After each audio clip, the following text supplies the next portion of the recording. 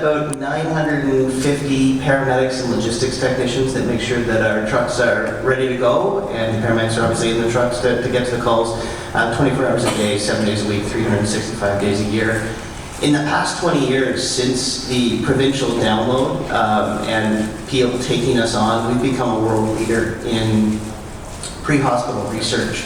So now if you have a cardiac arrest anywhere in Europe and Australia, the research that was done right here in Peel has changed how your cardiac arrest is going to be managed pre-hospitally, and in some cases in hospital. That's the strength of the system that we have here. There was a 5 or 6 month period where if you had a heart attack at the corner of Main and Queen, we could get you into the operating room faster than if you walked in the front doors of Brampton Civic Hospital. So it's an absolutely world-class system that we've managed to develop over time, and we've managed to build on the heels of what was another divestment and merger that happened. And it's taken us a long time to get there. And there's a lot of people that have suffered in the meantime while we've been building this system, and there's a lot of people that stand to suffer through dissolution. I am an advanced care paramedic here at the Region of Peel, and I've been one since 2005. I started the Region in 2003. So this is all very real lived experience to me. I'm still on the road, I'm still waiting in hallways for my patients to get bed, but still responding to calls out in the community. I want to start today talking about Peel dissolution and the Peel Dissolution Act and how that is being administered, or how it's looking from our perspective right now. The Peel Dissolution Act was passed in May of this year, and all it really says is, hey, we're going to dissolve the Region of Peel effective January 1, 2025. It's just going to disappear. And we're going to appoint 5 people, and they're going to figure it out. Good luck. So here we are several months later, and these 5 people are operating in secret. No one knows what they're talking about, to whom they're talking. The politicians have largely been excluded from the process, and staff are all bound to secrecy. So there's no public accountability to the work that they're doing. We're left to operate in the shadows, to try and find out what we can through rumor and innuendo, and people who are actually breaking the rules to tell us what's going on. The government told us this was a way to build houses. I don't know about you, but breaking healthcare, breaking social services, breaking a paramedic service doesn't build houses. We all know that's true. At present, it looks like the transition board is going to be recommending that Peel Paramedic Services be broken in 3. So we'll have a Caledon Paramedic Service, a Mississauga Paramedic Service, and a Brampton Paramedic Service. What I'm hearing is this transition board is obsessed with infrastructure. They're taking a look at a map, and they're taking a look at our balance sheets and going, okay, well they've got 100 ambulances, so we'll give 60 to Mississauga, we'll give like 36 to Brampton, and then we'll give 4 to Caledon, and we're good, right? Where are the buildings? Okay, we'll give those buildings to those cities. What they've totally forgotten about is the health human resources that are needed to operate the services and to provide the services to the residents of the Region of Peel. Currently in Ontario, there's over 1,000 open paramedic jobs because after COVID, people stopped wanting to be paramedics because it's unsafe and scary, and they didn't really solve that during COVID. So our numbers have dwindled, and the education system hasn't been able to keep up. We haven't been able to recruit new students to come into the profession.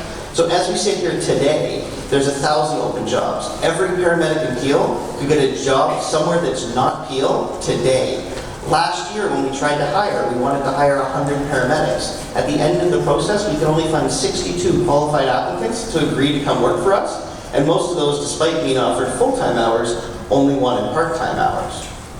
So health human resources is a real problem, and I'm sure you're going to hear from my friend that it is not only paramedics, but our paramedics are now in a process where they don't know what's going to happen to them January 1, 2025. They're being told, oh, we'll be taken care of. But when you look at the law, all the law says is that your employer, your collective agreement, your benefits, your earned vacation, the job that you've been loyal to for 20, 30 years in some cases, is not going to be there.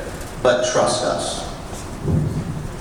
I don't know if anyone's looked back in the history of trusting the government, but I don't trust them. And neither do my members, and they're now at a point where they're starting to look for other jobs. So when I started talking to politicians about how bad this was going to be, ooh, don't move back there, how bad this was going to be, I always said, no, this is going to be a problem January 1st, 2025, because you assume we're all going to come work for an employer, and that's a wrong assumption. That only 125 of my nearly 1,000 members live inside the region of Peel. They're going to find a place where the commute isn't quite so bad, where the cost of living isn't quite so bad. And in January 1st, 2025, we're going to have a problem. Well, I was wrong. I was so wrong. Because the way paramedics get hired in Ontario, the hiring process starts in January, and new applicants are brought on in June. So what I was wrong about was the date. We don't have till January 1st, 2025 to solve this crisis. We have till February 2024 to get in front of it, or our paramedics are gone. We will not be able to deliver service to our community past July. They're going to get other jobs, they're going to go, and it's all because of the instability created by the Peel Dissolution Act.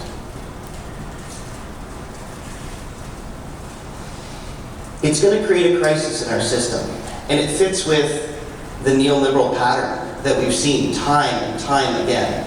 Underfund, abuse public service, create a crisis in public service.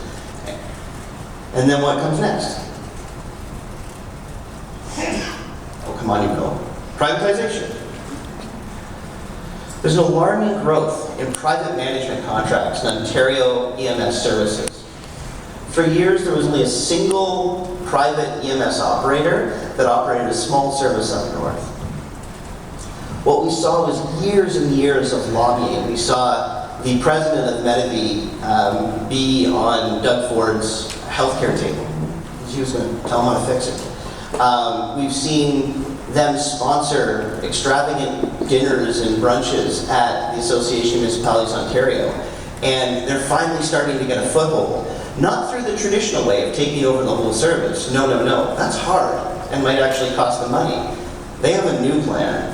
Their new plan is to contract management to our services. So they hire, in often cases, just the CEO or the chief under a private management contract. And then the private company gets to administer the public resources for profit.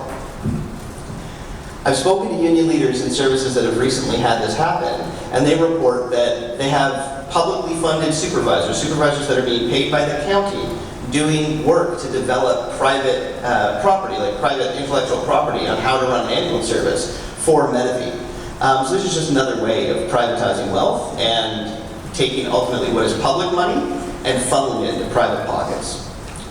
So what can you do? How can you help us today? We're asking everybody to email peeltransitionboard@ontario.ca and ask them to keep their paramedic service together. Tell them that we have a world-leading paramedic service. Tell them that our members want to continue to deliver world-leading care to the residents of the region of Peel. Tell them that you're scared. What happens if we don't have enough paramedics to respond to 911 when the phone rings? Thank you all for your time.